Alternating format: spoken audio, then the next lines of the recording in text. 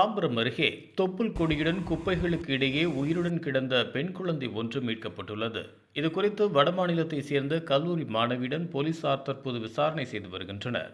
சென்னை தாம்பரம் அடுத்த மாடம்பாக்கம் பாலாஜி நகர் பிரதான சாலையில் தனியாருக்கு சொந்தமான இடத்தில் குப்பைகள் இடையே இன்று அதிகாலை தொப்புள் கொடியுடன் சில மணி நேரத்தில் பிறந்த பச்சிளம் பெண் குழந்தை ஒன்று உடலில் எறும்புகள் கடித்த நிலையில் கதறி அழுது கொண்டிருப்பதைக் கண்டு அப்பகுதியைச் சேர்ந்தவர்கள் உடனடியாக சேலையூர் காவல் நிலையத்தில் தகவல் அளித்தனர்.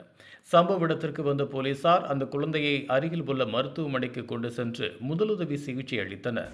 பின்பு குழந்தையை குப்பைகளுக்கு இடையே வீசியது யார் என்பது குறித்து அப்பகுதியில் உள்ள சிசிடிவி காட்சிகளை ஆய்வு செய்தனர்.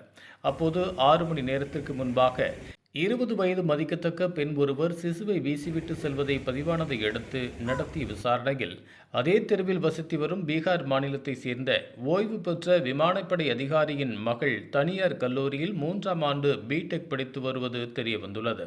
வீட்டிலேயே இன்று காலை அவருடைய தாயே வீட்டில் அவருக்கு பிரசவம் பார்த்ததும் தெரியவந்துள்ளது. இதனையடுத்து உடல் பலவீனமாக இருந்த கல்லூரி மாணவியை மீட்டு மருத்துவமனைக்கு அனுப்பி வைத்தனர். அங்கு அவருக்கு சிகிச்சை அளிக்கப்பட்டு வருகின்றது. மேலும் சிகிச்சை முடிந்து குணமடைந்த பச்சிளம் குழந்தையை செங்கல்பட்டில் உள்ள அரசு குழந்தைகள் நல குழுமத்திற்கு தகவல் அளித்து குழந்தையை காப்பகத்திற்கு அனுப்பி வைத்தனர்.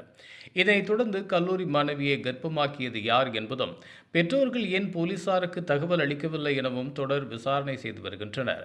தொப்புள் கொடியுடன் பச்சிளம் சிசு குப்பைகளுக்கு இடையே வீசப்பட்ட சம்பவம் தாம்பரம் சுற்றுவட்டார பகுதியில் பெரும் அதிர்ச்சியை ஏற்படுத்தியுள்ளது. இதுபோன்ற உள்ளூர் செய்திகள், மாநில செய்திகள் மற்றும் பயனுள்ள தகவல்களை உடனுக்குடன் தெரிந்து கொள்ள GST ஆன்லைன் மீடியாவை இலவசமாக சப்ஸ்கிரைப் செய்து கொள்ளுங்கள்.